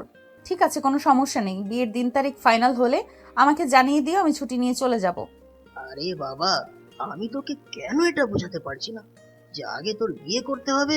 বড় বোনকে রেখে তো আর ছোট বোনকে বিয়ে দিলে সমাজের মানুষের কাছে আমি মুখ দেখাতে পারবো না, আমার মান সম্মান সব চলে যাবে। তুই কেন এটা বুঝতে পারছিস না? এখন কি তোমার মেয়ের জন্য আমাকেও বিয়ে করতে হবে? হ্যাঁ, অবশ্যই, কেন নয়? আগে তোকে বিয়ে দেব, তারপর তোর বোনকে বিয়ে দিয়ে দেব। তখন প্রিয়াঙ্কা বেশ কিছুক্ষণ চুপ করে থাকে, আর তারপর হতাশ হয়ে একটা দীর্ঘশ্বাস ফেলে বলতে থাকে। আচ্ছা ঠিক আছে, আমি রাজি, তুমি ব্যবস্থা করো। আর হ্যাঁ, একটা কথা বলে রাখি, বিয়ের আগে ছেলের ব্যাপারে একটু ভালোভাবে খোঁজ খবর নিয়ে নিও। বিয়ের পর যদি আমি জানতে পারি ওই ছেলের চরিত্রের সমস্যা আছে, তাহলে যে ওই ছেলের কি অবস্থা আমি করব সেটা তো তুমি খুব ভালো করেই জানো। হ্যাঁ, আমি খুব ভালো করেই জানি সেটা। তবে আমার অপরিচিত কারোর সঙ্গে তোমাকে আমি বিয়ে দেব না। আমার চেনা চেনা আছে এমন একজন ছেলের সঙ্গে তোমাকে বিয়ে দেব। তোমার চিন্তার কোনো কারণ নেই। মানে তুমি কার কথা বলতে চাইছো? আমি কিছু বুঝতে পারছি না। তখনই প্রিয়াঙ্কার বাবা আশিকের ব্যাপারে প্রিয়াঙ্কার সঙ্গে কথা বলেন। আশিকের কথা শুনে প্রিয়াঙ্কার মেজাজ একদম গরম হয়ে গেল। সে একটু রাগী দৃষ্টি নিয়ে তার বাবার দিকে তাকিয়ে বলতে লাগলো। আমি বুঝতে পারছি, ওই লোকটা তোমার মাথায় এসব গোবর মার্কা বুদ্ধি দেওয়ার জন্যই তোমাকে ওই বাড়িতে ডেকে নিয়েছিল, তাই না? তুমি ভাবলে কি করে ওর মতো একটা ক্রিমিনালকে আমি বিয়ে করব? তখনই প্রিয়াঙ্কার বাবা প্রিয়াঙ্কাকে রিকোয়েস্ট করতে থাকেন, আর এটা বলতে থাকেন তার বন্ধুকে তিনি কথা দিয়েছেন প্রিয়াঙ্কাকে তার ছেলের সঙ্গে বিয়ে দেবেন। এখন যদি তিনি নিজের কথা রাখতে না পারেন, তাহলে বন্ধুর সামনে তাকে ছোট হতে হবে। এই বলে তিনি অসহায় দৃষ্টিতে মেয়ের দিকে তাকিয়ে থাকেন। বেশ কিছুক্ষণ চুপ করে থাকার পর প্রিয়াঙ্কা বলে, বাবা, তুমি একটা রিক্সাওয়ালার সঙ্গে আমার বিয়ে ঠিক করতে, তাও আমি মুখ বুজে তাকে মেনে নিতাম। কিন্তু এই ছেলেটাকে আমি কিভাবে মেনে নিব তুমি সেটাই বলো। যার কোনো কিছু ঠিক নেই, তুমি বলো আমি কিভাবে তার সঙ্গে সংসার করব? দেখো মা, পৃথিবীতে সব মানুষই পারফেক্ট হয় না। পৃথিবীর সবাই যদি পরিপূর্ণ হতো, তাহলে খারাপ মানুষ বলে তো কিছুই থাকতো না। তুই ওকে বিয়ে কর, ওকে তুই দায়িত্ব নিয়ে মানুষ কর। দেখ মা, আফিক ছেলেটা ছোটবেলায় তার মাকে হারিয়েছে। বাবার ভালোবাসাও সেভাবে তার পাওয়া হয়ে ওঠেনি, কারণ তার বাবা একা মানুষ, সবকিছু একা হাতে সামলিয়েছেন। তাই আমি জানি এবং মানি, একটা ছেলে মানুষের জীবনে যদি ভালোবাসার ছোঁয়া আসে, তাহলে সে নিজেকে পরিবর্তন করে নিতে বাধ্য হয়। আচ্ছা ঠিক আছে, তুমি যখন এত করে বলছো, তাই আমি শুধু তোমার কথা রক্ষা করার জন্য ছেলেটাকে বিয়ে করতে রাজি। তবে আমার 1 বছর চেষ্টা করব, তারপর যদি না পারি তাহলে আমি নিজেই ডিভোর্স দিয়ে চলে আসব। তখন কিন্তু তুমি আমাকে কোনোভাবেই ওই ছেলের সঙ্গে থাকার জন্য রিকোয়েস্ট করতে পারবে না। আচ্ছা ঠিক আছে, আমি তো শর্তে রাজি। এই বলে প্রিয়াঙ্কার বাবা খাওয়া দাওয়া শেষ করে ঘুমিয়ে পড়েন। আর পরের দিন সকালেই আশিকের বাবা ফোন দিয়ে এই খবরটা জানান আর আশিকের সঙ্গে কথা বলতে বলেন। তাই তো সেদিন সকালবেলা নাস্তার টেবিলে আশিকের বাবা আশিককে প্রিয়াঙ্কার ব্যাপারে বলেন। প্রিয়াঙ্কার কথা শুনেই তো তার চক্ষু চড়ক গাছ। সে তার বাবাকে বলতে লাগলো, আরে বাবা, তোমার কি মাথা খারাপ হয়ে গেছে নাকি? তুই জানো তুমি কি বলছো? এই মেয়েকে আমি বিয়ে করব? আজ তো একটা ডাইনি রাক্ষসী শাকচুনি মার্কা মেয়ে। হ্যাঁ, তোমার ওকেই বিয়ে করতে হবে, আর এটা আমার আদেশ। যদি তুমি ওকে বিয়ে করতে রাজি না হও, তাহলে আমি তোমার সমস্ত হাত খরচ বন্ধ করে দিব, তোমার সমস্ত কার্ড ব্লক করে দিব। তুমি আমার কাছ থেকে আর 1 টাকা করিও পাবে না। আরে বাবা, এসব তুমি কি বলছো? তোমার কি সত্যি মাথা খারাপ হয়ে গেছে নাকি? এই মেয়েটা আমার সঙ্গে সংসার করবে বলে তোমার মনে হয়? কেন করবে না? অবশ্যই করবে। এখানে না করার কি কারণ আছে? আমি তো সেটাই বুঝতে পারছি না। কারণ আমি ওই মেয়েটাকে একদিন থ্রেট নিয়েছিলাম যে আমি ওকে দেখে নেব, ওর এমন করুণ পরিণতি করব যে নিজের দিকে নিজেই ফিরে তাকাতে ভয় পাবে। আর এখন যদি আমি এই মেয়েটাকে বিয়ে করি তাহলে আমার জীবনটাকে একদম ঝালাপালা করে দেবে। এটা তুমি কেন বুঝতে পারছো না? দেখ, যে মেয়েরা অনেক বেশি রাগী হয়, সে মেয়েরা মন খুলে কাউকে খুব বেশি ভালোবাসতে পারে। তুই অপরাধ করেছিস, তাই তোকে শাস্তি দিয়েছে, ব্যাস। শাস্তি দেওয়ার কথা বলেছে, কিন্তু তার মানে এই নয় যে মেয়েটা পাথর। তার মনেও কিন্তু ভালোবাসা আছে, কিন্তু সেটা লুকায়িত। তুই মেয়েটার সঙ্গে একটু মেলামেশা কর, দেখবি মেয়েটা মন থেকে সত্যি অনেক ভালো। আর তুই নিজেকে একটু পরিবর্তন করার চেষ্টা কর। তুই তো জানিস তোর নিজের সম্পর্কে। তোর কি মনে হয় কোনো সাধারণ মেয়ে তোকে বিয়ে করতে চাইবে? কে আমাকে বিয়ে করতে চাইবে, কে আমাকে বিয়ে করতে চাইবে না, আমি সেই সব কিছু নিয়ে যে চিন্তাও করি না, এটা তো তুমি জানো। তাই প্লিজ আমাকে সব প্যারা দিও না।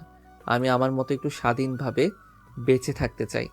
ঠিক আছে, তাহলে তুই তোর মতো স্বাধীনভাবে বেঁচে থাক, আমি তোকে কিছু বলবো না। তবে তুই আমার থেকে 1 টাকাও পাবি না, এটাই কিন্তু আমার শেষ কথা। এই বলে আশিকের বাবা ডাইনিং টেবিল থেকে উঠে চলে যেতে চাইছিল, আর ঠিক তখনই আশিক পিছন থেকে তার বাবাকে বলতে লাগলো। আচ্ছা ঠিক আছে, আমি রাজি। আশিকের বাবা তখন বলেন আলহামদুলিল্লাহ। এই বলে তিনি সেদিনে প্রিয়াঙ্কার বাবার সঙ্গে কথা বলেন এবং আশিক প্রিয়াঙ্কার বিয়ের ডেট ফাইনালের সিদ্ধান্তে পৌঁছান। ওদিকে প্রিয়াঙ্কা ছিল ফ্যামিলির বড় মেয়ে, তার ছোট একটা বোন আছে, তাই এভাবে তারা শহরে হুট করে বিয়ের কাজ সেরে নিতে পারে না। তাই প্রিয়াঙ্কার বাবা আশিকের বাবাকে বলেন, দেখ, প্রিয়াঙ্কা আমার বড় মেয়ে। আমাদের বাড়িতে অনেক আত্মীয় স্বজন আছে। আমার মা বাবাও বেঁচে আছে। আমি তো তাদেরকে ফেলে রেখে এখানে একা একা মেয়ের বিয়ে দিতে পারি না। তাই তোদেরকে একটু কষ্ট করে আমাদের গ্রামের বাড়িতে যেতে হবে, আর প্রিয়াঙ্কার বিয়ের অনুষ্ঠান সেখানেই হবে। সেখান থেকেই তোর পুত্রবধূকে তুই নিয়ে আসতে পারবি। এই কথা শুনে আশিকের বাবা প্রিয়াঙ্কার বাবাকে বলেন, আচ্ছা ঠিক আছে, কোনো সমস্যা নেই, আমি তার প্রস্তাবে রাজি আছি। তাছাড়া গ্রামে বিয়ের অনুষ্ঠানে আমার খুব ভালো লাগে। আমার কোনো সমস্যা নেই গ্রামে গিয়ে আমার পুত্রবধূকে আমার বাড়িতে নিয়ে আসতে। তারপরেই প্রিয়াঙ্কা ছুটি নিয়ে গ্রামের বাড়িতে চলে গেল। আর 3 দিনের মধ্যেই তাদের বিয়ের সমস্ত আনুষ্ঠানিকতা শেষ করে প্রিয়াঙ্কাকে বউ সাজিয়ে নিজের গাড়িতে নিয়ে আসে আশিক। এদিকে আশিকদের বাড়ি শহরে, তো আশিক শহরে পরিবেশের বড় হয়েছে, তাই গ্রামের পরিবেশে বিয়ের অনুষ্ঠান তার সেরকম একটা ভালো লাগেনি। তাই সে সিদ্ধান্ত নিয়েছে শহরের বাড়িতে বিশাল বড় করে ধুমধাম করে বিয়ের অনুষ্ঠানের আয়োজন করবে। তার বাবাও তার কথাই রাজি হয়ে যায়, কারণ একমাত্র ছেলের বিয়ে বলে কথা। তাছাড়া তিনি শহরে যথেষ্ট অনেক বড় বড় লোকদের সঙ্গে তার চেনা জানা আর পরিচয় আছে। তাই তিনি ছেলের বিয়েতে নিজের পরিচয় সবাইকে ইনভাইট করতে চান। সে আশা মনে নিয়েই ছেলের বিয়ের অনুষ্ঠানের আয়োজন করেন। এদিকে রাত 11টা বাজে। প্রিয়াঙ্কা আশিকের রুমে নতুন বউয়ের সাথে বসে আছে। আশিকের রুমটা আজ আরো অনেক বেশি সুন্দর লাগছে, কারণ সারা রুম কাঁচা ফুল দিয়ে সাজানো হয়েছে। ফুলের গন্ধে সারা রুম মোমো করছে। বেশ কিছুক্ষণ পরেই আশিক রুমে প্রবেশ করে, আর তারপরে মাথা থেকে পাগড়িটা খুলে রেখে ওয়ার্ড্রপে ড্রয়ার খুলে একটা সিগারেটের প্যাকেট হাতে নেয় আর একটা লাইটার। তখনই প্রিয়াঙ্কা বিছানা থেকে নেমে এসে খপ করে তার হাত থেকে সিগারেটের প্যাকেটটা ছিনিয়ে নেয় আর বলতে থাকে, কই হারামজাদা, তোর কত বড় সাহস! আমি তোর সাহস দেখে অবাক না হয়ে পারছি না। আমি একজন পুলিশ অফিসার, তারপর এখন তোর বিয়ে করা বউ তোর রুমের ভেতরে বসে আছি, আর তুই আমাকে রেখে কিভাবে সাহস পেলি সিগারেটের প্যাকেট নিয়ে বাইরে গিয়ে সিগারেট খাওয়ার? আরে পাগল নাকি, মাথা খারাপ? আমার রুমের ভিতরে আমি যা ইচ্ছা তাই করবো, এতে আমি কারোর কোনো সমস্যা হলে সেটা দেখতে পারবো না। আর হ্যাঁ, এই যে মিস, শোনেন, আমি শুধু আমার বাবার কথাই আপনাকে বিয়ে করেছি, কিন্তু তার মানে এই নয় যে আপনি আমার ব্যক্তিগত জীবনে হস্তক্ষেপ করবেন আর আমি সেটা মুখে বলছি সহ্য করে নেব। ও আচ্ছা, তাই বুঝি। তাহলে তোর কেন এরকমটা মনে হলো আমি একজন পুলিশ অফিসার হয়ে তোর মতো একটা ছেলেকে বিয়ে করেছি, আর তার উপর আবার তোর এই সব কিছু আমি সহ্য করব? এটা তুই ভাবলি কি করে বলতো শুনি? এখানে এত কিছু ভাবাভাবির কি আছে? আমি তো সেটাই বুঝতে পারছি না। আপনাকে বিয়ে করেছি ঠিক আছে, কিন্তু তার মানে এই নয় আমি আমার জীবনের উপর আপনাকে অধিকার খাটাতে দেব। আচ্ছা ঠিক আছে, আমিও শুধু আমার বাবার কথাতেই তোকে বিয়ে করেছি। এখন আমিও তাহলে দেখে নিব তুই কিভাবে আমার সামনে দাঁড়িয়ে আমার ইচ্ছের মতো চলাফেরা না করে তোর ইচ্ছে মতো চলাফেরা করতে পারিস। আর তুই মিস কাকে বললি? আমি তোর বিয়ে করা বউ। তোর নামটা কি যেন? আশিক চৌধুরী, তাই না? আজ থেকে আমি প্রিয়াঙ্কা থেকে প্রিয়াঙ্কা চৌধুরী হয়ে গেলাম। দেখুন, এসব ফালতু আমার একদম ভালো লাগছে না। আমাকে এখন সিগারেট খেতেই হবে। আজ শুধু বিয়ে করেছি বলে ড্রিঙ্কস করছি না, তবে সিগারেট থেকে আমাকে কেউ আটকে রাখতে পারবেন না। ভালো চান তো সিগারেটের প্যাকেটটা দিয়ে দিন। আমি ভালো কিছু চাই না, আমি চাই তো খারাপ কিছু হোক, কারণ আজ তোর সঙ্গে আমার বিয়ে হয়েছে। আজ আমাদের বাসর রাত। আজ সারা রাত তুই আমার সঙ্গে সময় কাটাবি, আমাকে আদর করবি, ভালোবাসা দিবি যত্ন করে। আমি তোর ওই 2 চোখে ইচ্ছা মতো চুমু খাবো, আর তুই সেটা না করে তুই সিগারেটের প্যাকেট চাইছিস। তুই ভাবলি কি করে আমি তোকে এই মুহূর্তে সিগারেট খেতে দেব? দেখুন, আপনি আমার দরজার পরীক্ষা নেবেন না। আমি ধৈর্য করতে পারি না, তাই আপনাকে শেষবারের মতো বলছি, আমার সিগারেটের প্যাকেট দিয়ে দিন। আমাকে সিগারেট খেতেই হবে, তা না হলে আমার মাথা ঠিক থাকে না। ও আচ্ছা, তাই বুঝি। তাহলে ঠিক আছে, আমিও দেখে নিতে চাই তোর মাথা কতটা খারাপ হতে পারে। এই বলে প্রিয়াঙ্কা আশিকের পাঞ্জাবির কলার ধরে টান দিয়ে খাটের উপরে ফেলে দিল। আর তখনই সে আশিকের বুকের উপরে উঠে বসলো। এটা দেখে আশিক প্রিয়াঙ্কাকে নিজের থেকে সরানোর জন্য বলতে লাগলো, আরে এটা আপনি কি করছেন? আপনি আমার বুকের উপর উঠে বসে আছেন কেন? আমার তো নিঃশ্বাস নিতে কষ্ট হচ্ছে। প্লিজ বুকের উপর থেকে নামেন। তুই যদি মোটেও যাস তারপরে আমি তোকে ছাড়বো না। এইটুকুনি পিচ্ছি একটা ছেলে জানিস তুই, আমার চাইতে 3 বছরের ছোট। তারপরেও শুধু আমার বাবা তোর বাবাকে কথা দিয়েছে বলেই তোকে বিয়ে করতে রাজি হয়েছি। আর এখন তুই কিনা আমাকে নাকে দড়ি দিয়ে ঘোরাতে চাইছিস প্রিয়াঙ্কা চৌধুরীকে, পুলিশ অফিসার প্রিয়াঙ্কা চৌধুরীকে। দেখুন, আমার কিন্তু খুব বেশি মেজাজ খারাপ হচ্ছে। এখন আমার সিগারেট না খেলে মাথা ঠিক থাকে না। আমি কি করি না করি তার কিন্তু কোনো ঠিক নেই। তাই আপনাকে আমি রিকোয়েস্ট করে বলছি, আমার বুকের উপর থেকে নেমে যান আর আমাকে আমার মতো থাকতে দিন। আমার পার্সোনাল লাইফে হস্তক্ষেপ করবেন না। না, তোর লাইফে আমি এই মুহূর্তে হস্তক্ষেপ করছি না, শুধু তোর বডিতে একটু হস্তক্ষেপ করব। এই বলে প্রিয়াঙ্কা আশিককে আর কোনো কথা বলার সুযোগ না দিয়ে তার দুই ঠোঁটে নিজের দুই ঠোঁট ডুবিয়ে দিল। প্রায় 10 মিনিট ধরে লিপ কিস করলো। এদিকে আশিকের তো একদম নিঃশ্বাস বন্ধ হয়ে যাওয়ার মতো উপক্রম। 10 মিনিট পর ছাড়া পেয়ে আশিক তো গলা কাটা মুরগির মতো ছটফট ছটফট করতে লাগলো। প্রিয়াঙ্কাকে ধাক্কা দিয়ে নিজের বুকের উপর থেকে সরিয়ে দিতে চাইতেই প্রিয়াঙ্কা আরো শক্ত করে তাকে জড়িয়ে ধরলো। আর আবারও তার দুই ঠোঁট নিজের দখলে নিয়ে ইচ্ছে মতো চুমু খেতে লাগলো। আশিকের তো একদম যায় অবস্থা। এদিকে প্রিয়াঙ্কা আশিকের দুই ঠোঁটে অত্যাচার করছে তো করছেই, সেই সঙ্গে তার পেটে হাত দিয়ে নাভির কাছে সুড়সুড়ি দিচ্ছে। এটা দেখে আশিক বলতে লাগলো, এই মেয়ে, আপনি তো যা ইচ্ছে তাই। আপনার তো দেখছি একটু লজ্জা শরম নেই। আপনি একটা মেয়ে মানুষ হয়ে আমার শরীরে এইভাবে হাত দিচ্ছেন। আপনার বুঝি একটু লজ্জা করে না? আরে লজ্জা কেন করবে? আমি তো সেটাই বুঝতে পারছি না, এখানে লজ্জা করার কি আছে? আমি তো আর অন্য কারোর শরীরে হাত দিচ্ছি না। আমি আমার বিয়ে করা জামাইয়ের শরীরে হাত দিচ্ছি। তাকে আদর করা, তাকে ভালোবাসা, তার যত্ন নেওয়া, সবকিছুর অধিকার আমার রয়েছে। কিন্তু আমি তো আপনাকে সেই অধিকার দেইনি। ওই হারামজাদা, তুই আমার জামাই লাগোস, তোর কাছ থেকে কেন আমার অধিকার চেয়ে নিতে হবে? আমি তো তোর কাছ থেকে আমার অধিকার আদায় করে নিব। তাছাড়া তুই কি আমাকে সেকেলে মেয়ে মানুষ মনে করেছিস নাকি তোর কাছ থেকে অধিকার পাওয়ার আশায় বসে থাকবো? আমি এই যুগের পড়াশোনা জানা একটা শিক্ষিত মেয়ে, তার উপর আবার একজন পুলিশ অফিসার। এটা তো তুই খুব ভালো করেই জানিস। দেখেন, যেটা হচ্ছে সেটা কিন্তু একদম ভালো হচ্ছে না। আপনি কিন্তু আমার সঙ্গে খারাপ করছেন। আপনি আমার উপর থেকে নেমে যান, ভালো লাগছে না আমার। ও আচ্ছা, তাই বুঝিস শোনা। তোমার ভালো না লাগলে আমি কি করতে পারি বলো? আমি তো তোমার বিয়ে করা বউ। আমি তো আমার ভালোবাসা তোমার কাছ থেকে আদায় করে নেবই। তুমি চাও কিছু না বলো না কেন, আমি কোনো কথা শুনবো না। এই বলে প্রিয়াঙ্কা আশিকের সারা শরীরে ভালোবাসার স্পর্শ দিতে থাকে আর উন্মাদের মতো চুমু খেতে থাকে। প্রিয়াঙ্কার স্পর্শ পেয়ে আশিক আর নিজেকে ঠিক রাখতে পারছিল না, কারণ সে একজন পুরুষ মানুষ। এমনিতেই মেয়েদের প্রতি তার একটু অন্যরকম আকর্ষণ কাজ করে, তার উপর আবার আজ একটা মেয়ে নিজের থেকেই তার সঙ্গে এইসব কিছু করছে, তাহলে সে আর নিজেকে কিভাবে ধরে রাখবে? অবশেষে বাধ্য হয়ে সেও প্রিয়াঙ্কার সঙ্গে রেসপন্স করতে লাগলো। আর এভাবেই চলতে লাগলো বেশ কিছুক্ষণ সময়।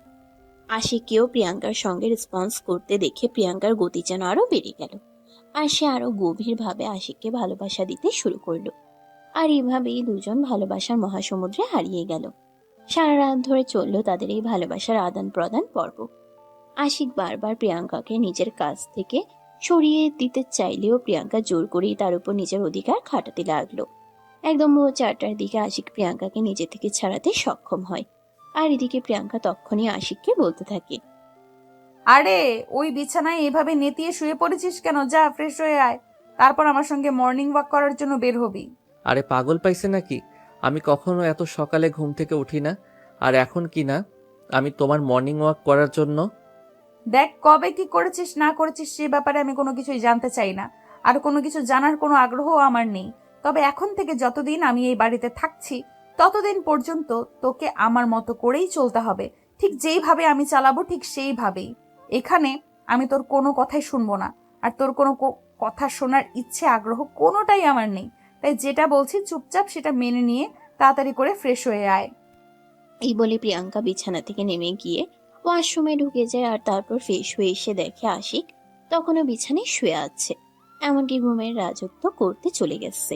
এটা দেখে প্রিয়াঙ্কা প্রচন্ড পরিমাণে রেগে যায় আর তখনই ড্রেসিং টেবিলের উপরে থাকা পানির গ্লাসের পুরো গ্লাস পানি আশিকের মুখের উপরে ঢেলে দেয়। এটা দেখে আশিক ছটফট করে বিছানা থেকে উঠে বসে আর প্রিয়াঙ্কাকে বলতে থাকে, এটা কি হলো? আপনি আমার মুখের উপর এভাবে পানি ছড়ে মারলেন কেন? আমি বললাম না আমি এত সকালে কখনোই ঘুম থেকে উঠি না। আমিও তো তোকে বলে দিয়েছি আমি কারোর কথায় চলি না। আমার যখন যেটা ভালো মনে হয় তখন সেটাই করি। আর তোকে তো আমি কখন বলে গেছি বিছানা থেকে উঠে ফ্রেশ হয়ে আসার জন্য, আমার সঙ্গে মর্নিং ওয়াক করতে যাবি, কিন্তু তুই আমার কথাই শুনছিস না কেন? বললাম তো আপনি আমার পার্সোনাল লাইফে হস্তক্ষেপ করবেন না, এটা আমার একদম পছন্দ নয়। তোকেও আমার কোনো কালে পছন্দ ছিল না, কিন্তু তারপরও বাধ্য হয়ে তোকে বিয়েটা করেছি। তো এমন কিছু করবি না যাতে আমি আরো হার্ড হওয়ার জন্য বাধ্য হয়ে যাই। এই বলে আশিক বিছানা থেকে উঠতে না চাইলেও প্রিয়াঙ্কা তাকে টেনে হিঁচড়ে বিছানা থেকে নামালো আর তারপর ওয়াশরুমে ঢুকিয়ে দিল। ইচ্ছে না থাকা সত্ত্বেও এই সকালবেলা আশিক ফ্রেশ হয়ে আসতে বাধ্য হলো। তারপরেই প্রিয়াঙ্কা তাকে নিয়ে বাসা থেকে বের হয়ে গেল। প্রায় 2 ঘন্টা ধরে দুজন হাঁটাহাঁটি করছে, দৌড়াচ্ছে। আশিক এইসব কিছু আর সহ্য করতে পারছে না, তার যেন একদম কান্না পেয়ে যাওয়ার মতো অবস্থা হয়ে আছে। প্রিয়াঙ্কাকে বলতে লাগলো, প্লিজ এগুলো একবার বন্ধ করুন, আমি আর পারছি না, আমার খুব ক্লান্ত লাগছে, আমি বাসায় যেতে চাই। আরো 20 মিনিট আমি প্রতিদিন 2.5 ঘন্টা ব্যায়াম করি আর তারপরে অন্যান্য কাজ করি, তাই এখন থেকে তোমাকেও আমার সঙ্গে প্রতিদিন 2.5 ঘন্টা করে ব্যায়াম করতে হবে। আমি মাপ চাই, আমাকে দিয়ে এসব কিছু হবে না। প্লিজ আপনি আমাকে এভাবে আর অত্যাচার করবেন না, আমি বাসায় যেতে চাই, আমার খুব টায়ার্ড লাগছে, আর পারছি না আমি।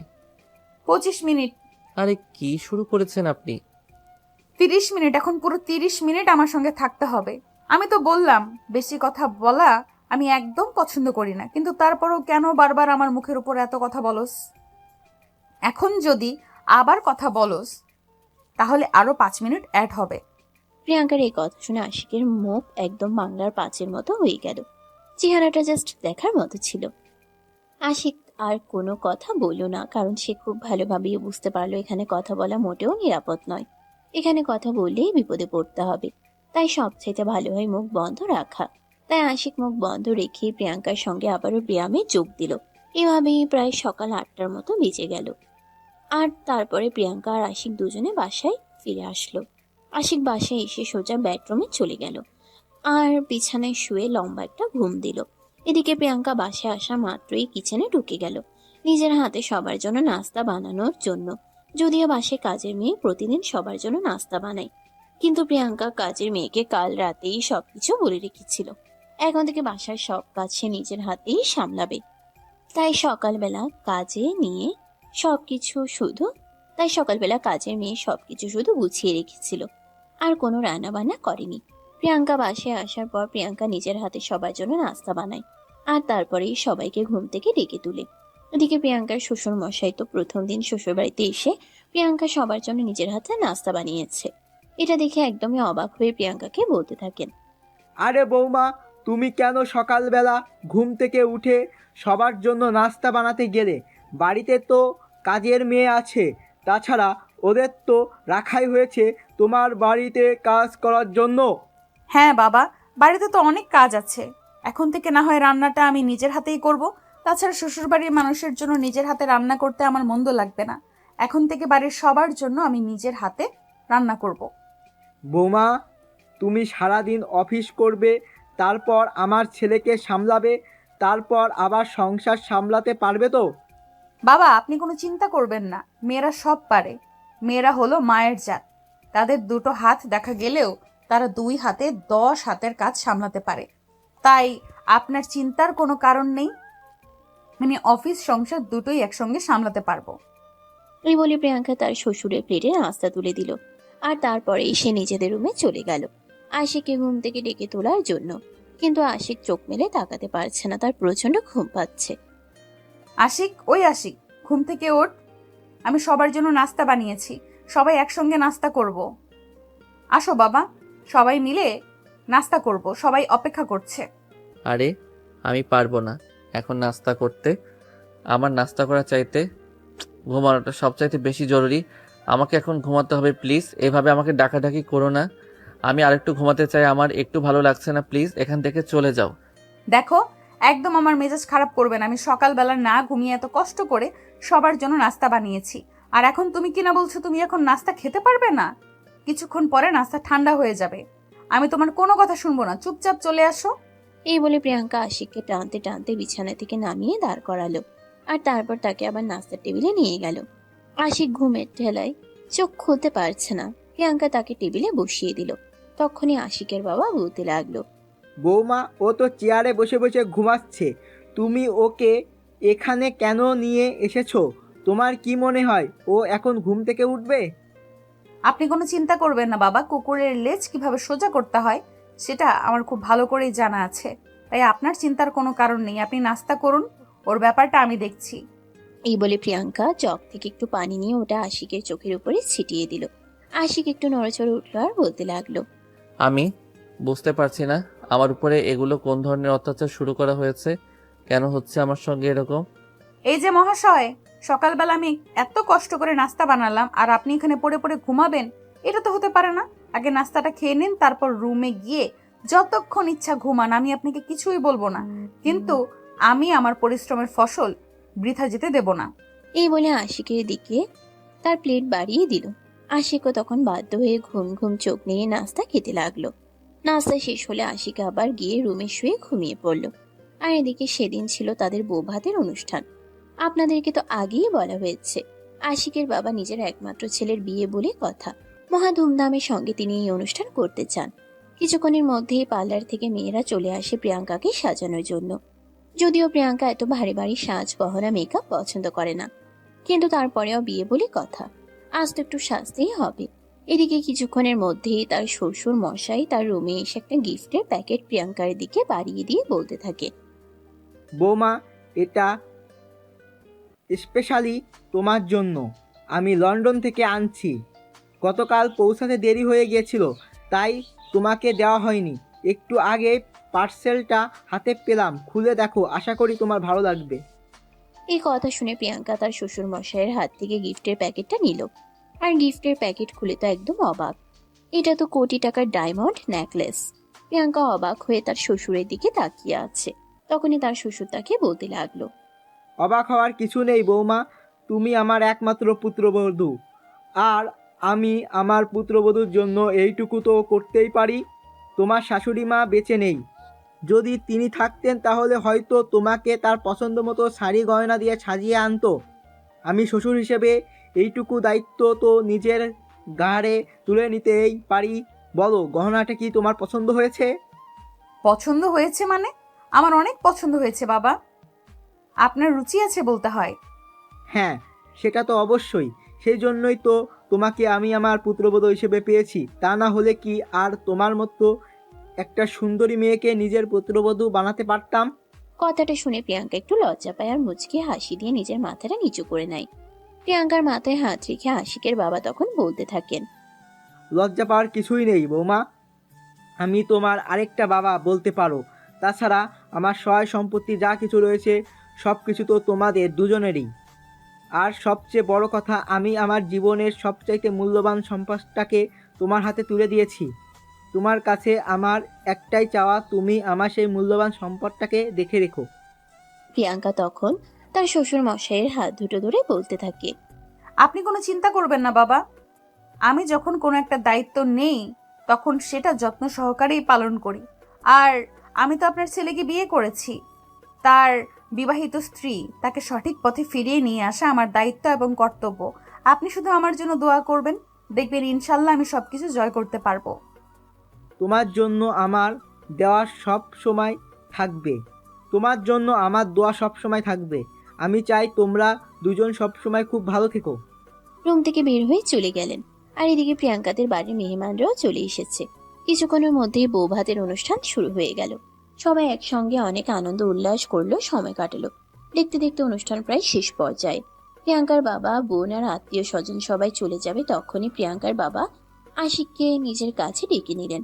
আর তারপরেই প্রিয়াঙ্কা আর আশিকের হাত দুটো একত্র করে বলতে লাগলেন, দেখো, তোমাদের কাছে আমাদের আর কিছুই চাওয়ার নেই। শুধু এইটুকু কথা বলি, আমাদের বন্ধুত্বের মর্যাদাটা রেখো, যেন এমন না হয় তোমাদের জন্য আমাদের বন্ধুত্বের সম্পর্ক নষ্ট হয়। এটা মনে রেখো প্লিজ। এই বলে প্রিয়াঙ্কাকে আশিকের হাতে তুলে দিয়ে প্রিয়াঙ্কার পরিবারের সবাই সেখান থেকে চলে গেল। আর এদিকে তখন থেকে প্রিয়াঙ্কার ভীষণ মন খারাপ। রাত 11টা বাজে। প্রিয়াঙ্কা মন খারাপ করে বিছানার উপর বসে আছে। আশিকের রুমে এসে দেখে প্রিয়াঙ্কা কান্না করছে। দরজাটা বন্ধ করে প্রিয়াঙ্কার পাশে এসে বসে আর তারপরেই প্রিয়াঙ্কাকে বলতে থাকে, কে আবার কি হয়েছে? আমার লক্ষ্মী বউটা কান্না করছে কেন? বাড়ির সবার জন্য খুব মন খারাপ করছে। সবাই আমাকে রেখে চলে গেল। 1-2 জন তো থেকে যেতে পারতো। মন খারাপ করে না, আমরা তো কিছুদিন পর তাদের এখানে আবার ঘুরতে যাব, তাহলে মন খারাপ করার কি আছে? কিন্তু তারপরেও মেয়ে মানুষের জীবনের নতুন অধ্যায়ের সূচনা হলে পরিবারের মানুষজনদের পাশে থাকাটা খুব জরুরি। আমি তো আছি তোমার পাশে, চিন্তা করো না, সব ঠিক হয়ে যাবে। আর তুমি খুব ভালো থাকবে, শুধু আমার উপর ভরসা রেখো। আমি তো তোমার বাবাকে কথা দিয়েছি তোমাকে ভালোবেসে ভালো রাখবো। আমি আমার কথা রক্ষা করতে যা করতে হয় তাই করব। ও আচ্ছা, তাই বুঝি। তুমি কবে থেকে এতটা দায়িত্ববান হয়ে গেলে? যখন থেকে তোমার জামাই হয়েছি। তাই বুঝি। তাই এই বলেই আশিক প্রিয়াঙ্কাকে টান দিয়ে নিজের বুকের সঙ্গে মিশিয়ে নিয়ে প্রিয়াঙ্কার চোখের জল মুছে দেয় আর তারপর তার কপালে আলতো করে একটা চুমু এঁকে দেয়।